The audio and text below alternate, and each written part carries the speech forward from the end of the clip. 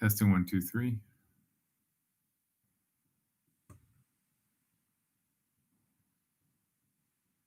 Testing one, two, three.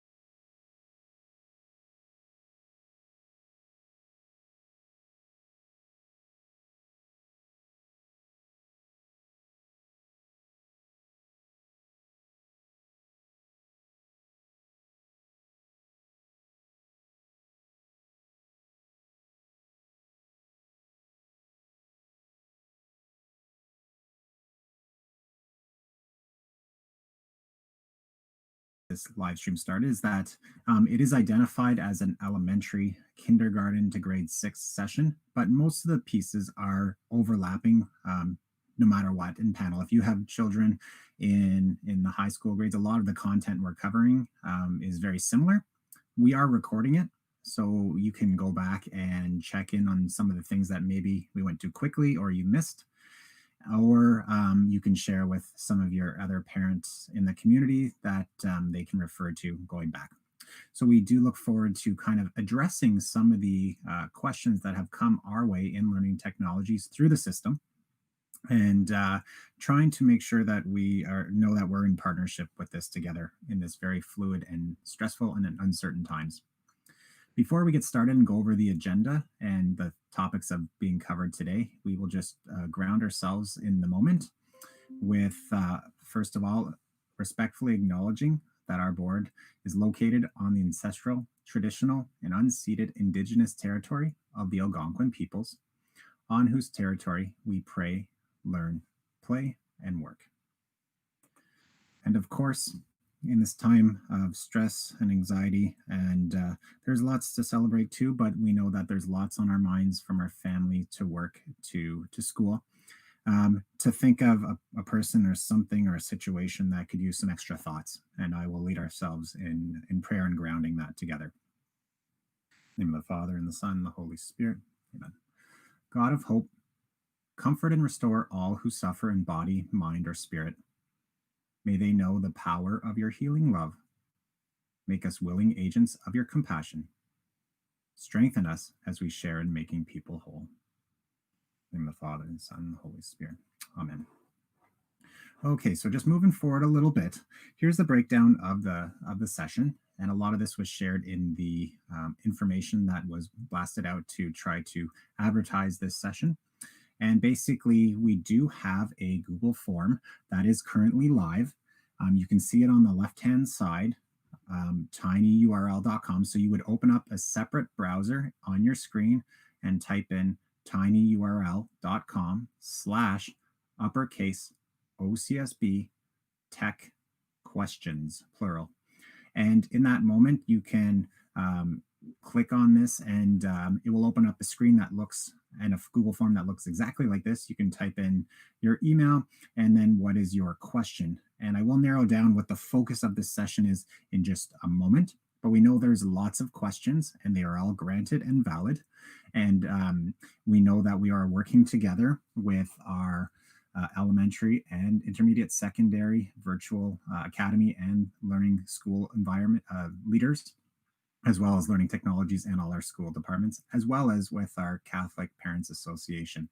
So this session and the session this morning comes from the feedback where we thought it would be very helpful to do such a session. We're also going to be looking at infusing those pre-submitted questions. We've looked at, Rob and I, the themes of those questions, and a lot of them will be infused into what we are presenting on this live stream, as well as we'll be monitoring the form so that afterwards we can try to address some of them near the end of this live stream. So things such as students' OCSB.ca account, Google account, and possible password resets, Chrome profiles, an overview of the student portal, Hapara workspace and student dashboard.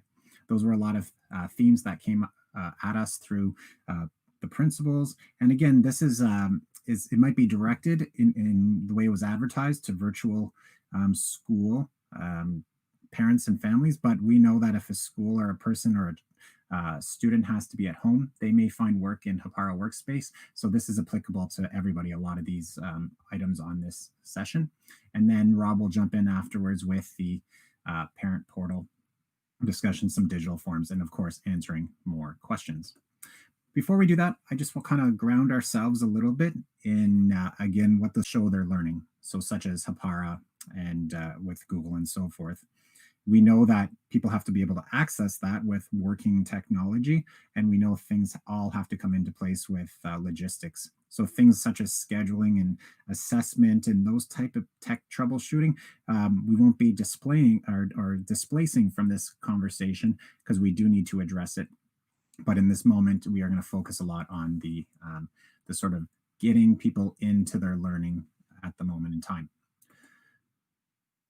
Again, just if you are missed the URL, that's tinyurl.com/OCSB tech questions. And if that goes into another browser at the top, you can submit that Google form anytime during the session here.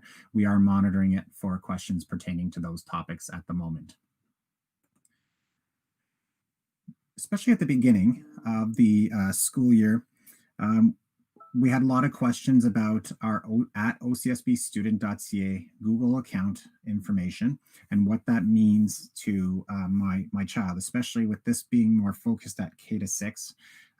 It could be for anybody who's new to our school system that had just received an email address as well. But in a lot of cases, it might be your child in junior kindergarten or somebody who's gone into grade 1 and now we're learning at home as opposed to in the classroom through our virtual format. So I'm just going to go over a couple of commonly asked questions and address some of the questions on that form.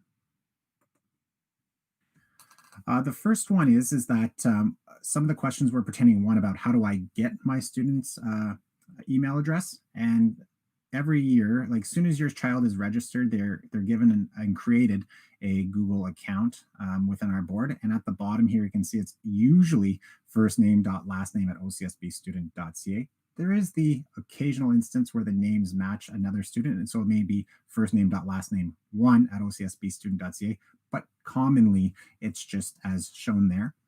And I will use the word given or created password because when they are registered in our board and this account is issued, we will have to talk about how do we get that password to you.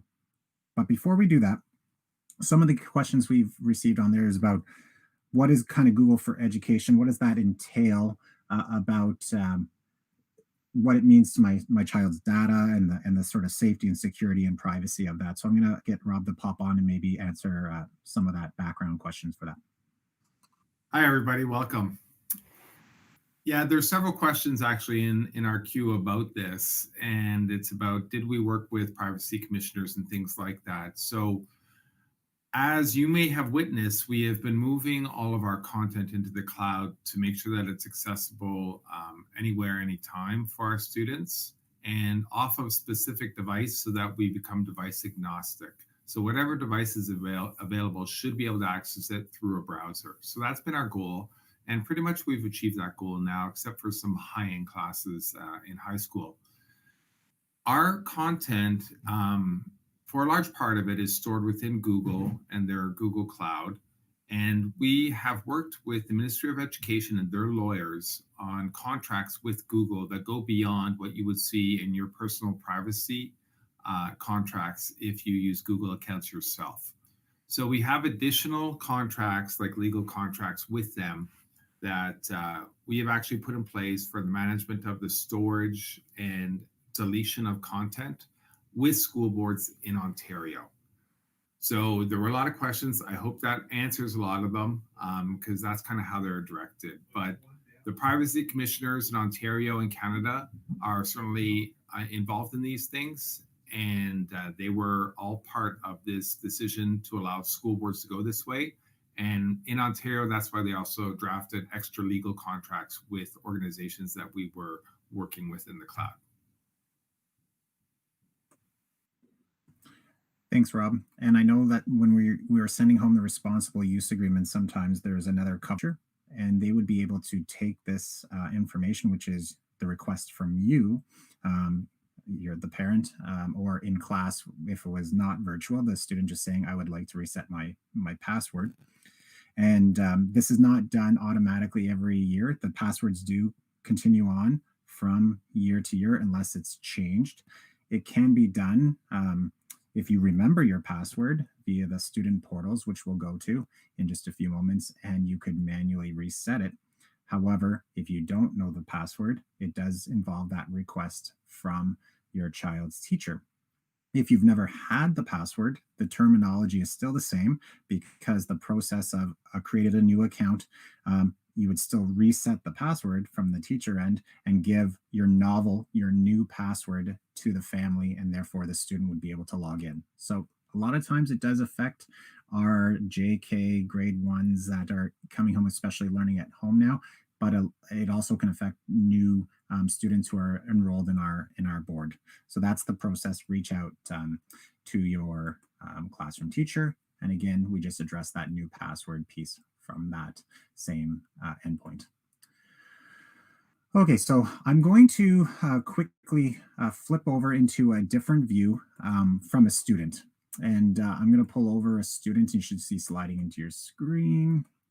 And this is my friend, student 18. So student 18, we've got to the elementary student portal. So on every school's website, there's a link to the student portal. So even if you're virtual, you had a homeschool or could. If not, they're also linked on our ocsb.ca webpage.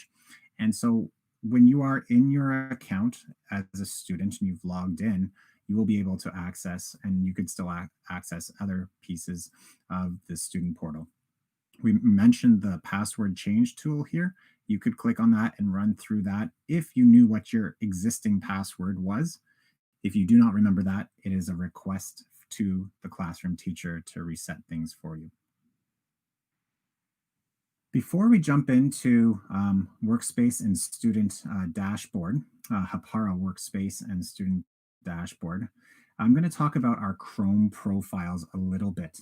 And what that means for Chrome profile is there's two things that we'll be talking about. I'm going to open up a Google page just to make it a little bit kind of more viewer friendly for you. On the top right of the page when I'm logged in, and this I'm going to emphasize the device because we're going to talk about the differences between Chromebooks and the differences between maybe a PC or a Mac. First of all, I'm using the Google Chrome browser. And in this case, I've downloaded it to my device and I've opened it up, and I need to do two things. One is on the Google page, which is the web page, you could be signed into your account. In this case, it's student 18.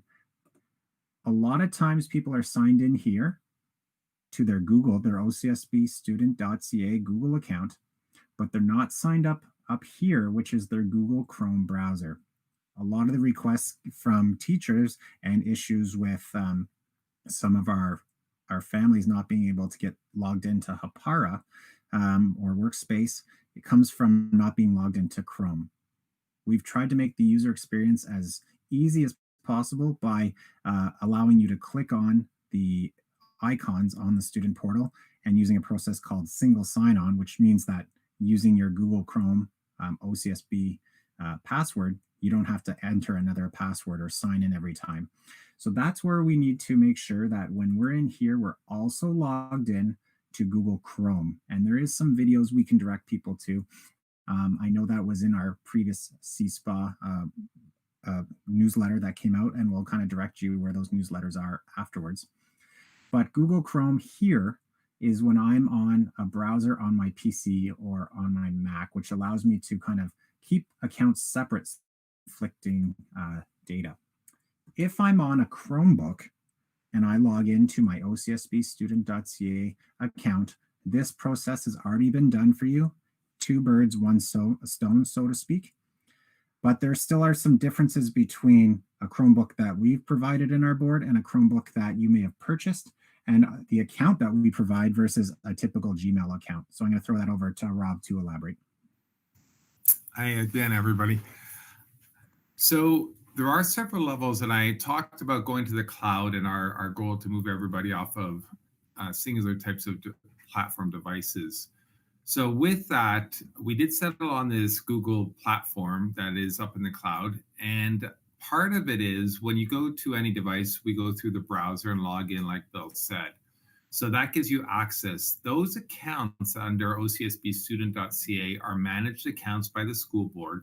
And part of having that student account allows us to push out certain things to the account, like specific software applications and extensions for Google that we use in learning for our students. It also will give them access to their portal and other pieces of software that require single sign-on access. So you need to have an account to get onto those applications.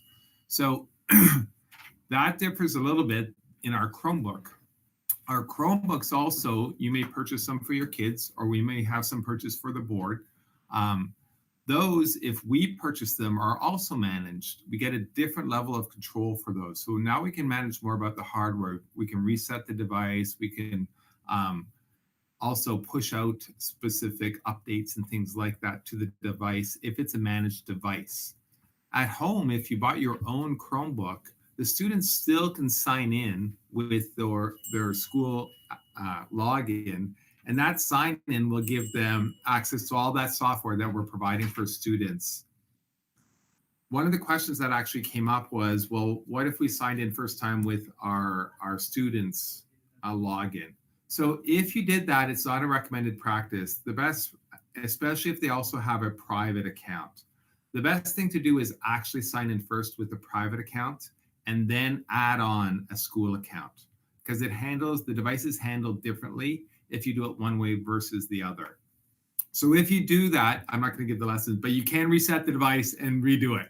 So nothing will break because it's all in the cloud, but you can have the device reset, and then you can just go in and log in again with your personal account first, and then log in with the student account for the board second. When you're on any other device, whether it's a Mac or a PC or on a tablet or whatever, as long as you're in the browser and you log in to the browser, like Bill said, that's going to give you full access when they're trying to go into applications and things like that. So your students should be able to easily access as long as they're logged in properly. Thanks, Rob.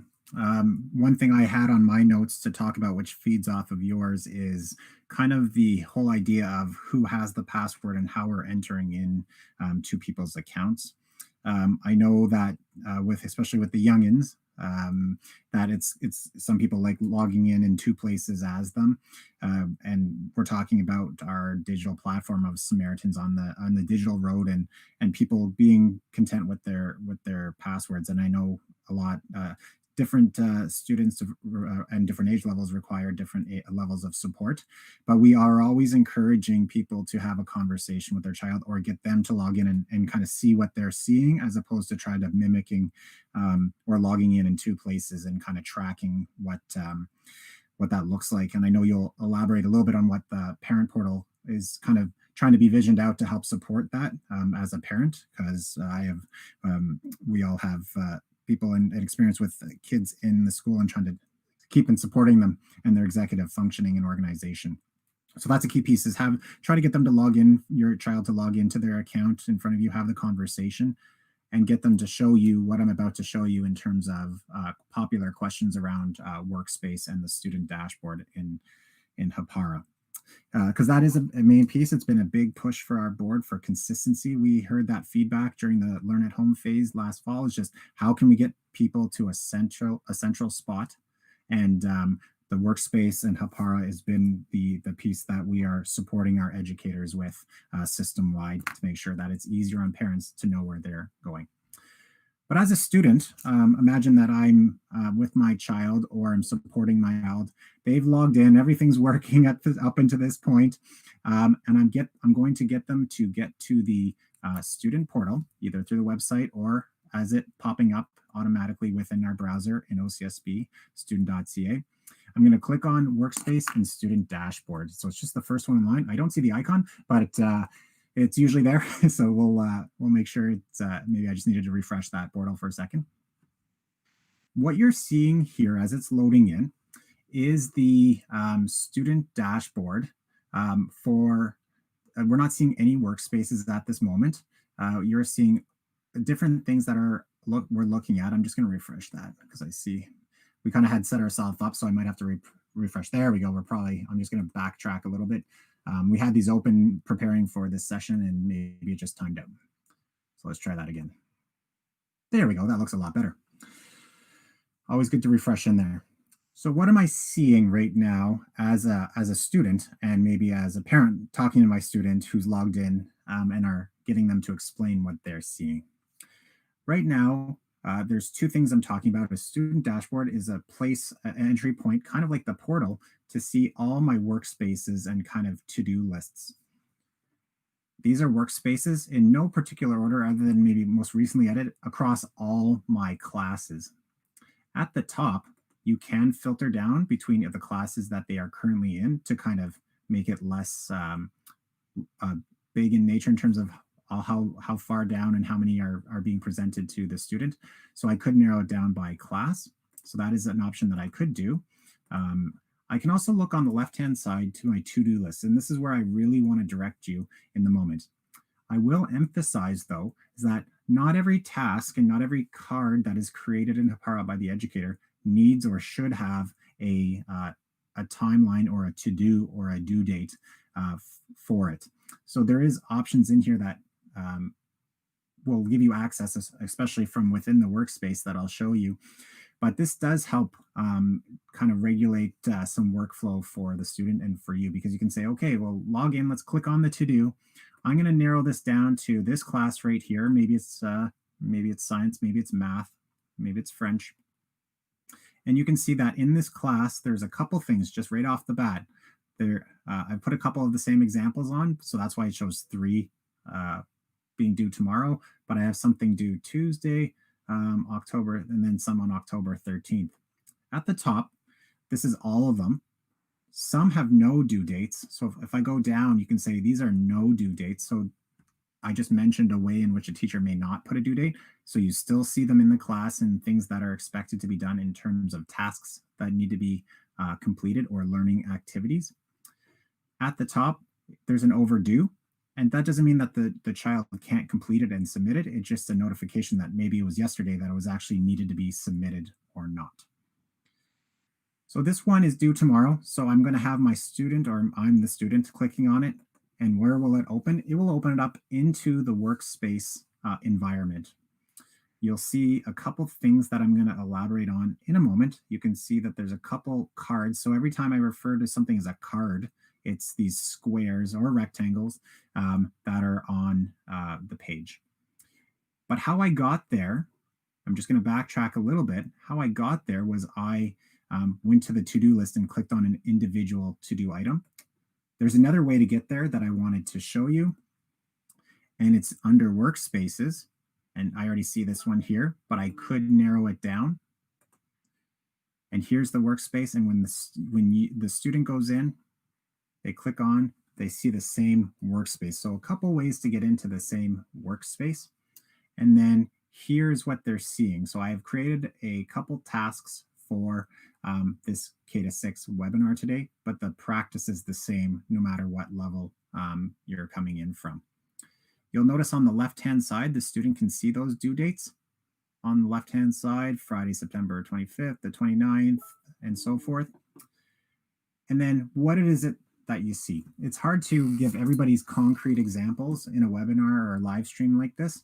So I just put one example in here, an article that I would want the child to maybe read and reflect on. And then there's some sort of task that's associated with that on the side. You will see in here that there's a couple things that I'm seeing. This one is not on this document here. You can see this one is Friday, September 25th. And down here, that's Tuesday, September 29th. And another thing I'll get you to look at that you see on this screen is that this card is for individual evidence. So that means when your child and when that student clicks on this box, that in this case, Google Slides will open up and already be a copy for that child. So you don't have to do anything. You don't have to make a copy. It's for you to start writing. And the other piece here is called group evidence. So group evidence would mean that it is shared with other students, probably not the whole class, but maybe 3 or 4 or 5, depending on what the learning activity is set up by the teacher. And it can be on the side expanded to see that, okay, this one under group 2 has 4 students in it, and it wouldn't be. You could see who that group is. And in this case, under group evidence, if you click on start and the other students that they're grouped with click start, they would all be on the same document. They would be working collaboratively. But I'm going to go back to this individual evidence card for simplicity's sake, and I'm going to click on start. You're going to see it spin a little bit because it is going to make a copy of that file. And then when it's ready, it will open up into what it is. It could be a link somewhere. It could be sending it somewhere. In this case, it's Google Slides. The teacher has put in a template, and in this case, it's now a very basic empty template that the student can go in and start typing and giving titles. It's now their copy. How do I know this? Is because 1, it was individual evidence, and 2, it shows up as my name attached to it. So therefore it gives me another reassurance that this is my copy. So in this case, I'm going to give it a a title. I could add some text. Not all the work has to be done all at once. This could be a week-long activity. I just have to keep on coming back to Workspace and clicking on that card um, to access this file. In the workspace, you can see now that it's clicked to submit. There's no start button, it's submit. So as a student, I would know that I've already started that activity because it doesn't say start. On the teacher end of things, they know who's clicked submit and start. There may be some prompts there from your classroom educator. Going back to the file itself, it's now just Google. I could do probably talk for the next 8 hours about different ways to use Google, and but it's not the point of this session. But we did get asked some questions, especially for some tasks that are being asked of our young students, maybe to insert a picture. We will work with CSPA on our tech updates and some of the resources that we'll show you at the end of this to have some of those micro learning videos on how to maybe take a picture on your cell phone, your iPhone or an Android, and how to get this into the slides in the first place. But because we're already here, I will show you how you can do that within Google Slides, assuming you've already got the picture taken and it is somewhere. When you're in this viewpoint, you can go to Insert, and the first option is to upload from a computer. So if you did have some there, you can search the web.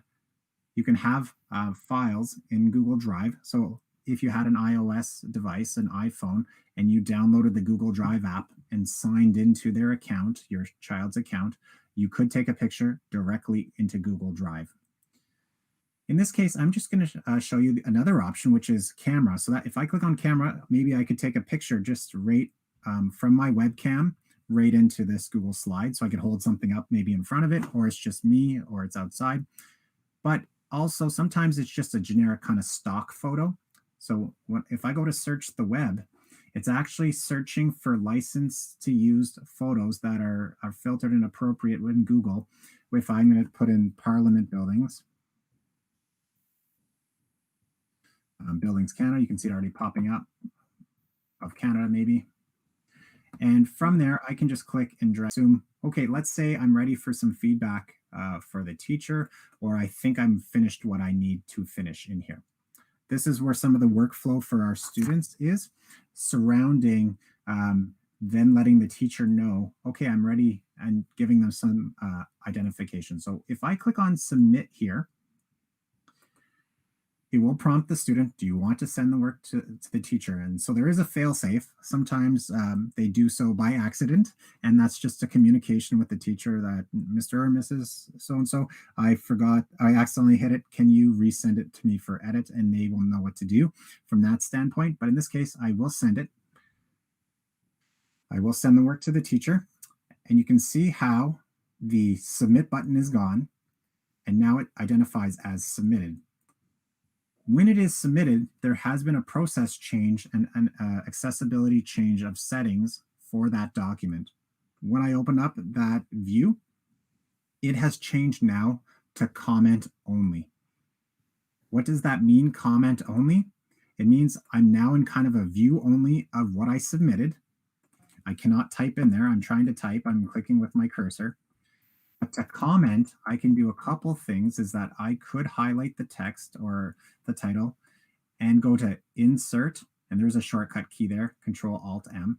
If I do a comment, I could put a comment there and saying, I forgot to add some detail here, and then put some details on there. That could be the student reminding the teacher that I actually meant to put something in there. And I can click comment, and now it's in the kind of margins, so to speak, of the Google Slides. This can be done in Google Docs and different platforms in G Suite. The teacher can also use this for feedback for the student and kind of work on giving that. But in the moment, if the student does get click and submit and want to add something, they can add it in comment, and then they move forward from that. Down here, before I pass it over to Rob, there is a My Task space. You might see this little box appear on this screen, and it's going to be empty. And the teacher may have put it there on purpose, because they may have given you an open-ended task where you were allowed to create something or use different softwares or create something in Google Drive in a Google Drawing or a Google Doc, where they didn't mandate that you use the template that they created. And so if you do that, you might see this box, and some we did get asked on the last question about colors, and sometimes colors are something that the teachers use to associate. So this task and this task are connected because maybe the colors are the same. They could go into their Google Drive and grab the file from Google Drive, or they could link it to wherever something that maybe they created. So you may see something like this, and it may be an empty box, but usually there would be an associated instruction, maybe in this column, from your teacher, or just live if they're talking to them synchronously about what to do and what to put in there. And usually there would be a bit more details, but they could drop it in. And another question we get is that no, you will not always see 3 columns. You could see a maximum of 4, but you might only see one of these columns, and it might not always be an evidence column where they are expected to do work. It could be an informational workspace. And of course, they can add more evidence here as well. But I think in terms of what the questions were on the document, how do I get there? How do I submit work? I think we've covered that pieces, unless I'm missing something there, Rob, if you want to clarify. Yeah, so I think that's great, Bill, and I think that covered most of it. A couple of questions came in that you could show, though. If you hop back into that document, Yes, sure. just at the top, you're going to see there's a few questions about read and write Oh, yes. and PDF documents and things. So you'll see at the top there's a bar. If Bill can just highlight that bar with your cursor, a little wiggle up there. Yeah. This is the read and write extension for Google that helps us support learners with different learning styles. So it will read things out to kids. It'll allow them to answer a pile of those questions. Yeah, our French consultants have been sharing with all the French teachers about what settings would need to be changed. We are also, when it comes into assessment about providing a content, the PDF is not the most interactive type tool, but using this and highlighting, and you can pull details out into opening in a doc just by highlighting features. It's a really robust tool for anyone to use. So yes, definitely it's something that all our schools and our students and our teachers should be very familiar with, if not becoming more and more familiar with. So good comment on that. And reading it to you is definitely a great option. Before you mentioned the read and write, was there something else to that prompt? No, that's good. There's a bunch around the French access to it and stuff. So that's great. Oh, and then before you totally leave, can you hop out of that doc, go back into the student portal? Okay. There's some questions, and we're going back to slow motion here. So they're wondering, how did you get into Hapra Workspace to begin with? Yeah, sounds good. So I was able to access the student portal. Typically, I would search my schools. I know you may be virtual, but the homeschool you're associated with, search them, get to their website, and be able to access this. But the students, it should pop up if they log in for themselves. I clicked on Workspace and Student Dashboard on the student portal. And usually this would be accompanied with some sort of prompt or instruction from the classroom teacher saying, go to this workspace. It's titled this. Sometimes the icons on the right-hand side are chosen specifically by classroom teachers to say, go to the one with the books or the Lego blocks or something. So it's another way for our students to enter. In this case, they then just clicked on the workspace that the teacher asked them to go to. Again, they can filter by class, but if it's recent, it should pop up. And then they were able to access the workspace that they've been instructed to go to. Good. And if they're logged in, parents, then and their little icon on the top right there shows they're logged in, then when they click into any of those tools, almost all of them will automatically log in as that student.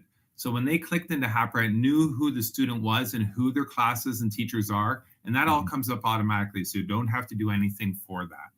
That's right. And that kind of will probably flow into some of your topics there, Rob, but we got a lot of questions about apps and things like Raz Kids. The best experience on a Chromebook, if you can get it, is to click on it through being logged into your account that way, as opposed to needing a password on an iPad or something like that. So Zorabits, Mathletics, that type of thing, and Raz Kids, all just by clicking on the portal on a Chromebook, right in there, no passwords. Yeah. And I mean, if you're on hardware and talking about Chromebooks and those kinds of apps, they're very interactive and touch friendly. So if you're looking at Chromebooks for your kids, for the last several years, we've only been purchasing Flip Touch Chromebooks because we use Android apps, we use interactive apps, especially in elementary, where kids are touching the screen. So you want to look for those kinds of devices as well if you're looking. All right. We'll go quickly through a couple other things and then we'll take there's quite a few questions and quite of them are good to answer and they'll be quick answers. So we'll try and just stream through a pile of these questions at the end. We'll show you a couple more things that groups of questions fit into, and then we'll hit a bunch of the questions that are online. All right, I will present real quick. And I just want, in case you guys have forgotten where to go out there to actually put in your questions, I'm gonna share that again real quick. All right. So if you go to tinyurl.com, so you need to open up another tab in your browser or on your phone, either way, and go to OCSB in capitals and then tech questions. So I'll leave it up for 5 more seconds. tinyurl.com, OCSB, tech questions. And that's where you'll want to be. So I'm just going to cover off a couple other things real quick, and then we'll hit your questions for you. So Bill just finished up with HAPRA. So Parent Portal is something that we launched in June to really try and you can get there by registering if you haven't done that. We have like 45,000 accounts in, so a lot of the parents are in now, but you can go to ocsb.ca, which is our board website, /parent portal, and that's going to take you here. So ocsb.ca/parent portal. It's on our main website, and it's going to bring you into this environment where it tells you how to register and get online and get some support for Parent Portal. So you click the register. You have to have your email and some information about your child so you can securely log in. And then it's going to let you in. And if you have trouble, there's an email on here you can connect with to try and get you in. We do want you to get in because that's how we're going to deliver a lot of our content now for parents. Once you're in, you're going to get into something like this. Let me just go home here. And I'm going to log in. And because I hadn't been in for a while, actually, it brings me back to the portal. And you'll see we have one for teachers and students up here. And if your student especially is in grade 12 and possibly turning 18, then they will have access to things that you will no longer have as a parent unless they contact the school and give them permission. When they turn 18, legally, we have to cut off your access and give it to them unless they give schools permission to release that information to you. This one follows the law on that. So when a kid flips 18, report cards, only they're going to get them unless they contact the school and allow for that, for you to actually have access to them. This is the default login page, and it may or may not look exactly like the one you're looking at if you go in. Report cards and things will appear here. This account is in our play environment because I needed anonymized data to come in and show you and share with you. But in here, you would see your report cards that are coming up. So those reporting periods are coming up in a few weeks. So that's where you're going to see, depending on if you're in a quadmester like in elementary, sometime by the end of October, you're going to see reporting periods pop up in here with data. If a teacher chooses to share marks and things ongoing by using a grade book in here, then you may see that on this page. That's a choice they get to make. The other thing that schools are asking you to check is their personal contact information to make sure they have the right data. If you're looking for that, it's here under child progress and then contacts. So I'm just going to click on that. So if you had multiple children in here, there would be a list there. And the first one here is contacts. And if I click that, I'm going to see all the people that I put in contact so that the schools can access and communicate with them in cases of regular communication or in cases of emergency. So it's important to go through, and it's a process we go through every year with all of our families, is just make sure that that's good. If there's an issue, please email the school and let them know what needs to be fixed. The other thing that we have up here is our portal. So if I go back to the slide deck and I talk about digital forms a little bit, actually I'll talk about one more thing, is IEPs. So I don't have that yet. We're working on it, but we're very, very hopeful that by October 15th, when IEPs are due, we're going to have them digital. So we are working on it actively. We're trying to get it up. It's never existed. We're trying to get it up, so it's going to be a digital document for you. That will be accessible through the parent portal, like the report card. The other thing is that we're adding, and we started adding them today, and we'll add things like access to the virtual academies on the parent portal links. So on the parent portal, on the side over here, you'll see resources and applications for parents. This is a playground, don't forget, so it's not exactly what you're going to see.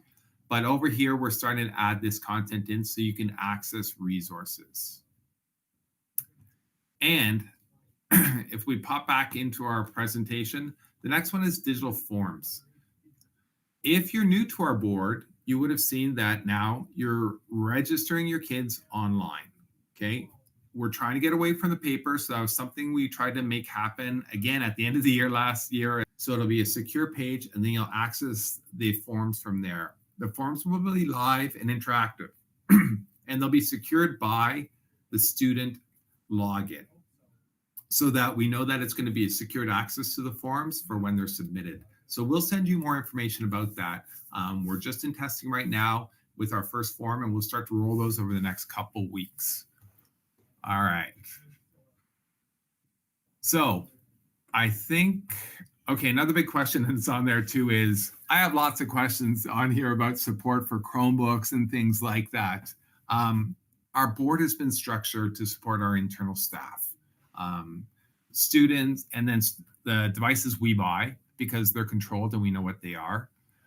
So that's what we've been staffed for, and that's what we've been supporting over the years. So we're in this mode now where lots of students are at home. Some of the teachers are at home because of certain circumstances. So it is a different environment, and our resources are a bit stretched right now.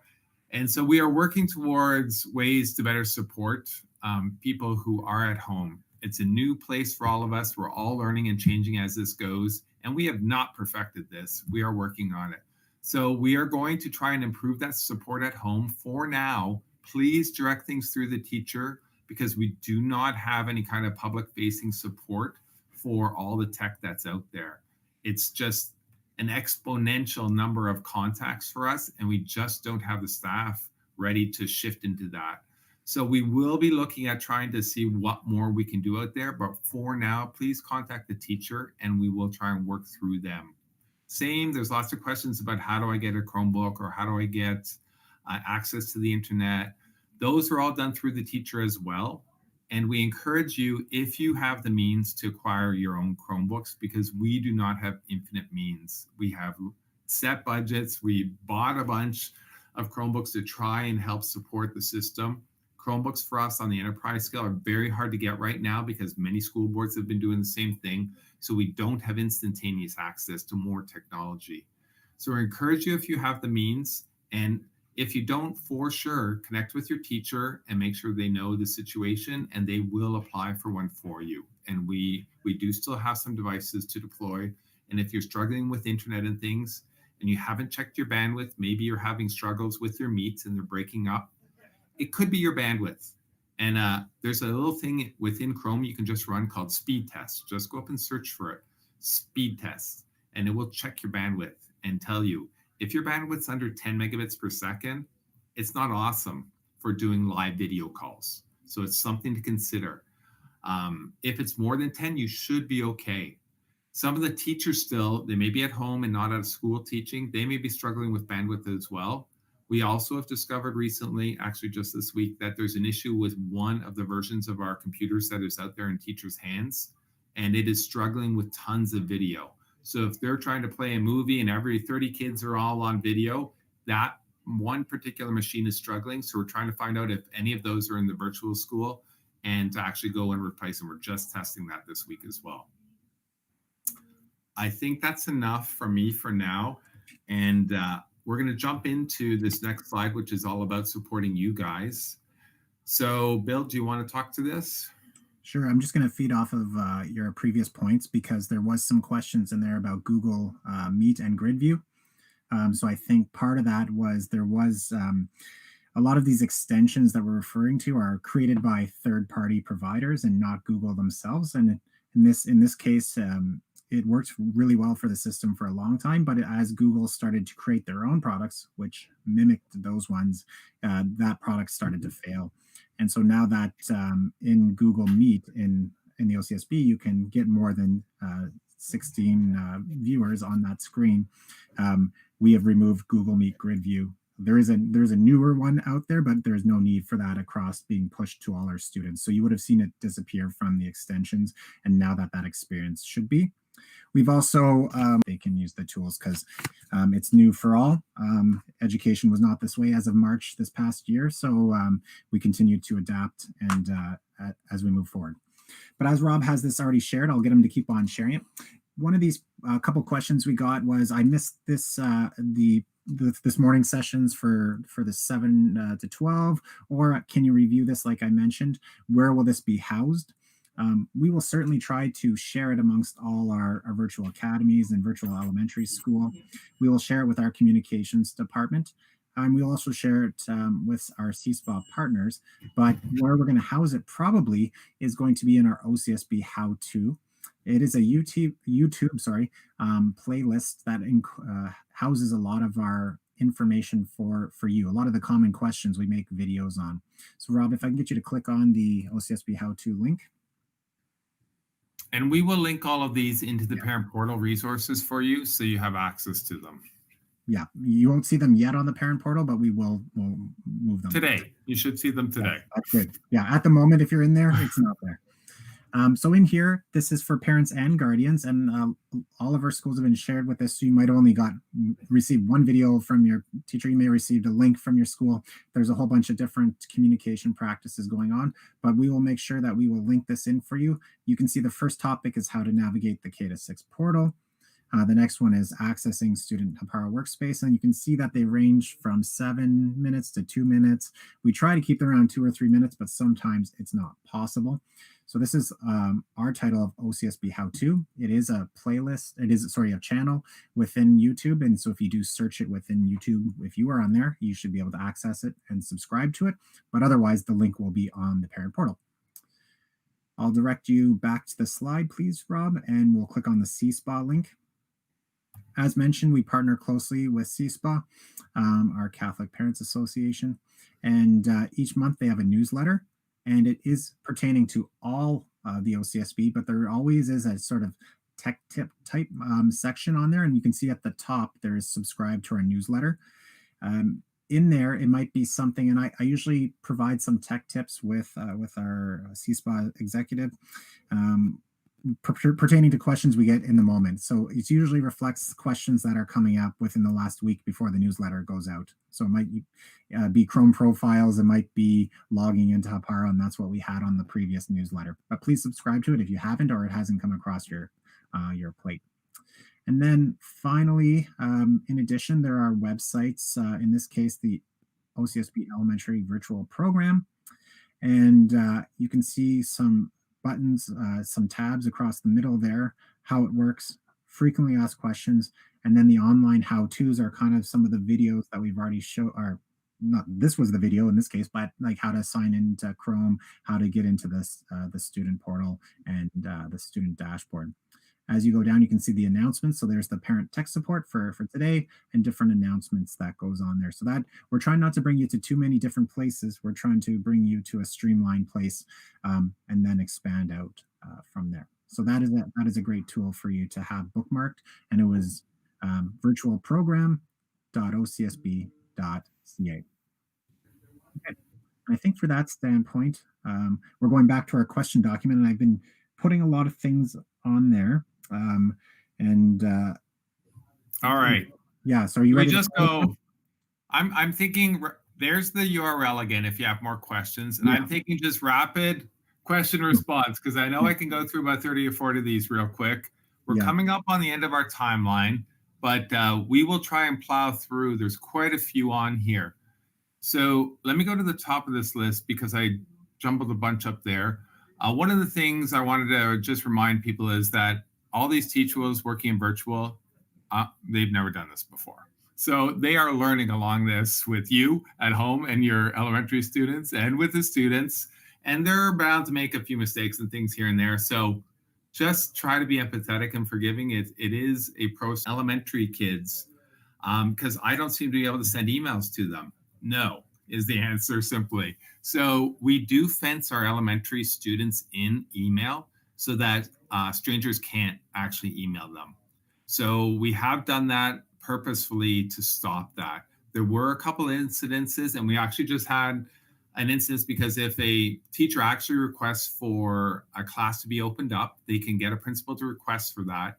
And then we need to remember to close it again, because if we don't, it's not that unusual actually that something bad would happen. So there are random or purposeful attacks on emails, and we don't want those hitting our elementary kids. So we do fence elementary kids, and emails from outside cannot get into them. So that was a popular question on here. We also have a bunch of questions. Like, I'm just going to rapid fire through a bunch, Bill, if you're good. Yeah, So yeah, definitely. I'll pop in when you have a break. I'll yeah, have so that was great too.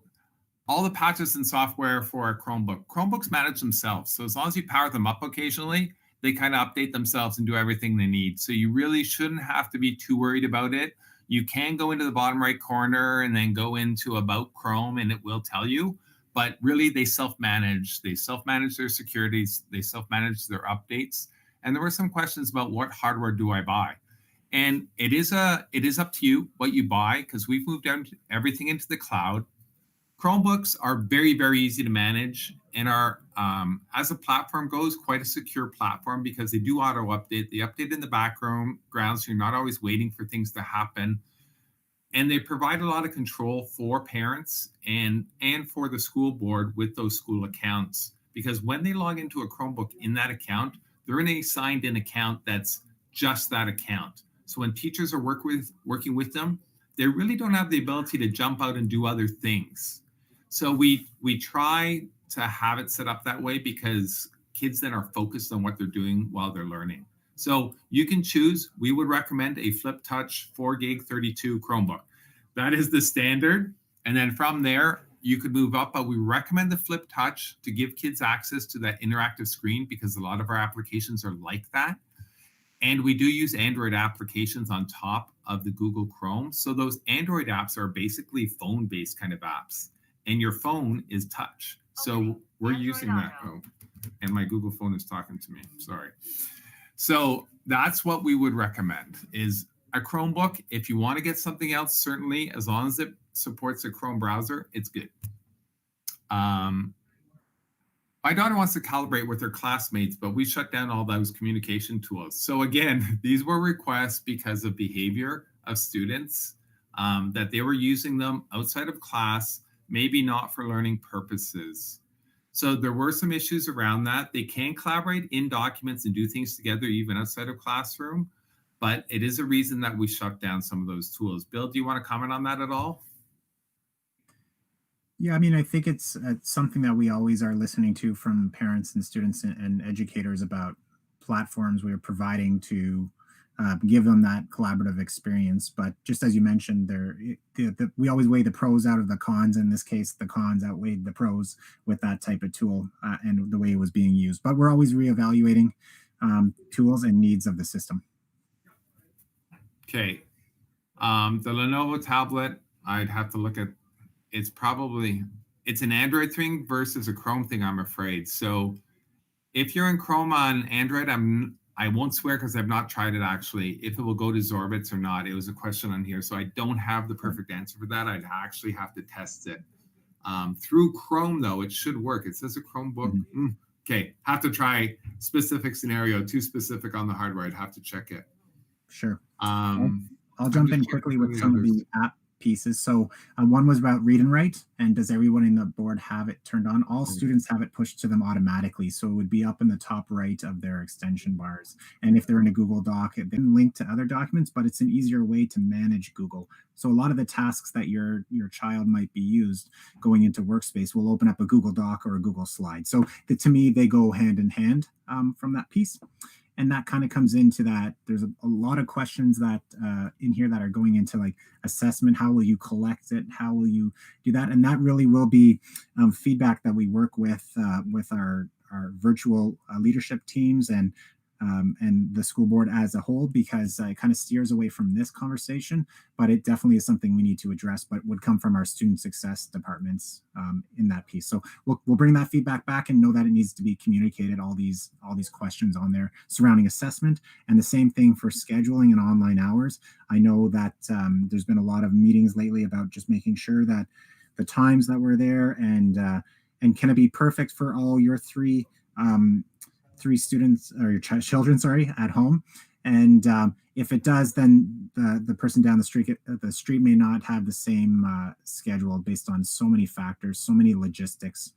So the scheduling is not going to be perfect, but it should try to best represent a school day with those times. So again, that scheduling will be left to the virtual school team from that standpoint, I think. There was a question. Are you good? Yeah. There's a question about my child has an email name that's incorrect. Oh, that's probably from data in our student information system. So that's where they get generated from typically. So that data needs to be changed, and a teacher, you can put that through a teacher to say, hey, my email's wrong, and they can take that and fix that along the path that they need to. Yeah, and that goes into the update contact questions we had about in the parent portal. I noticed something's incorrect, or a verification form came back and it's incorrect. If the physical paper came back and you're being requested to return it, then that's one piece. Otherwise, emailing the school saying that I want this data changed would be the proper process. There's a question on gradebook and assessments and standardization. So part of what we have to do under OECTA is teachers have the rights to actually use different ways to grade. We have suggested using a standard one, but it's new. And I think we'll see teachers move more and more into the Compass Gradebook. That is the one we're recommending and supporting right now, but it is not a mandate that they use it.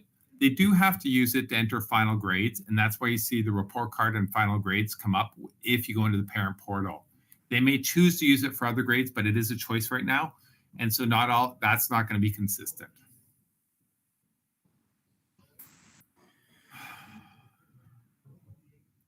I think a lot of the themes there, I know there's just so many questions and they're good questions. So the key thing that we can promise is to make sure to continue to look at them, to consolidate them, to communicate with all the people that we need to communicate and collaborate with to bring back the continued feedback. And again, make sure that that as a parents association that's brought to CSPA as well. We are listening on all levels, and we know it's not perfect, and we are continuing to adapt day by day to make sure things can run as smoothly as possible.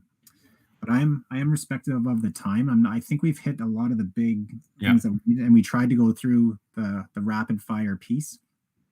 Again, we did record this. It is recording, and it would be available. We'll try to get that communication out. So if you missed parts, it will be available. And if not, you can share it with some of your parents and in the community or who you know. And I think other than that, I just want to thank the parent community for being part of this today. I know it's never time is the perfect time, so that's why we're recording it. But thank you for the feedback and for participating. And I will leave this URL up for a bit. And if you have comments on if this is an appropriate format for us to get information out to see more of these, you could add some comments on that form, just so we understand your feelings around that. And if there's even topical areas or something you want to throw into some of those comments, feel free to do that, and we can see what we can do about actually addressing that. So we'll make our best effort at that. But again, like Bill said, thank you for joining us. And if this was a good format, hopefully we'll see you again. Take care. It's tough times. I know everybody's stressing and struggling with this. Thanks for supporting your teacher and your students in what we're trying to do with the virtual schools. Take care and take care of yourselves.